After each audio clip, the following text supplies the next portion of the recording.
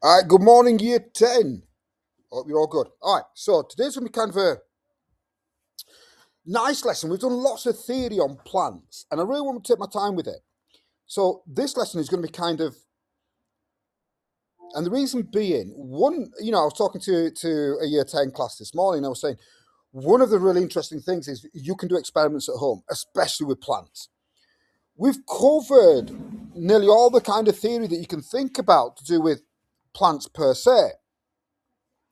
In terms of, at the start of year 10, we looked at structure and things like that. Oh, okay. Can you hear me now? Yay, perfect. Okay. So, um, at the start of year 10, we looked at leaf structure. And I was saying this is a really cool lesson because what I'm going to show you today is practicals you can do at home. You guys are actually going to do it step by step in terms of the process. These are, well, one of them is part of required practical in biology. But I've tried to do them as the easiest way possible.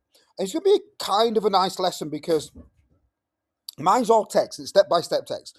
When we do it in class, we don't have pictures, and if it's a printout, I'm very old school. We give handouts and say this is a step by step instruction, like a recipe in cooking. But your job is really kind of nice today. Um, the two experiments you're going to have a look at is osmosis and the xylem vessel. I've tried to do it with the least amount of equipment you could possibly need. But I will say this, okay, year 10, I really don't. That sounds really horrible. I'm teaching year 13 tomorrow morning, and they're 18. A lot of them turned 18 already. And I'm like, I don't care if, by law, you're an adult. You still do what your parents tell you to do.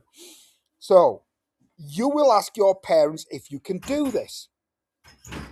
You will tell them if you decide to do this. I hope you decide to do this. And you'll tell them, can you do it by yourself? All right. Now, here's the thing: my children can cook their own food. They can make their own chips. They can use knives. They've been doing it since they're 6, 7 years old. But always with me around. I never let them do it when they were little by themselves. Now that a lot of them are your age, yeah, I trust them. You cut yourself, big deal. Get a plaster out, all that kind of stuff. But this is down to your parents. It's not down to me. And especially if I'm not there, if you were in my science lab, I would have you with goggles on. And I've kicked out year 12 from my science lab for taking their goggles off. All right. But a science lab is a really tricky place because I've been using chemicals. I've got lots of experiments going on because that's why I love science. Okay. So what you're going to do, your job, and I've put it here, you've got twofold. I want you to turn each experiment to a step-by-step guide. You're going to use pictures and diagrams and explain it. Okay, you can use Google to get your diagrams, do whatever you want, or you can draw your own. The second part, you must have a section on safety. You have to. All right. These are things that we're going to ask you in your exam, right? About safety. We're going to be asking you these kind of things. What would your safety precaution be? Now, I'm not going to tell you. He says after writing it down here. Right? So, this is the first one. This is osmosis. Osmosis, the shrinking potato trick. Now, difficult, easy. So you want one large potato. Any will do. Right? Two clear glasses or bowls or old, jars. We do a lot of pickling of our vegetables that we grow or get. And so you might have jars lying around. Salt. Yeah, not a butter knife. Yeah, I put down butter knife, but you're not going to use a butter knife. You can actually use a proper knife. I wouldn't use a butter knife for this. I don't know what I was thinking of when I put down butter knife. Actually use a sharp knife. So what you're doing with this is you're taking chunks of potato. They must be a similar size as possible, right? Now, actually, do you know what? I might add something else here because I know you're not doing experiments in a classroom. The thing that I'm going to add to this is I want to know about independent, and dependent variables. I might also include control variables. So this means that you are going to have to do some googly. My important thing in all of this is that you actually try this experiment at home, and that's, as I said, the fun part of science. So to give you a rough overview, this looks at osmosis. Osmosis is how cells lose or gain water.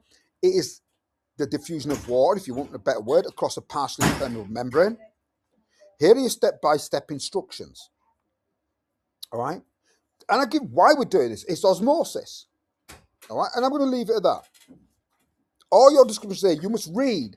Now, this is a tough one. As much as when I'm in class, I'll give instructions out on the screen. I'll say these instructions. I will have a print off of the instructions with you, and you have to read. Now, I might sound like I'm being condescending. Students don't read. Now, read is a different word to recite, right? You cannot simply make the sounds of the words. You must understand step by step what you're doing.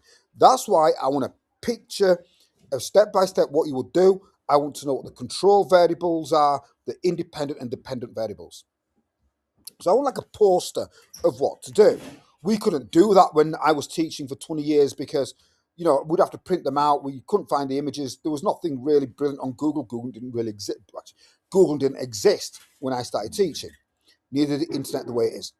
Okay, the next one is the Rainbow Celery Challenge. It's a bit more time consuming. All right. I'm not going to read it to you. Oh, that's come on here. Why have I, or did I put both of them on here? Oh, I've put them both. I need to get rid of.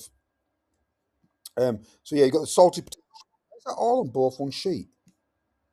Oh, okay. All right. Well, there you go. That's your task. Your tasks are here. Turn each experiment in a step-by-step guide using pictures and diagrams. Okay. All right. So I'm going to stop recording that.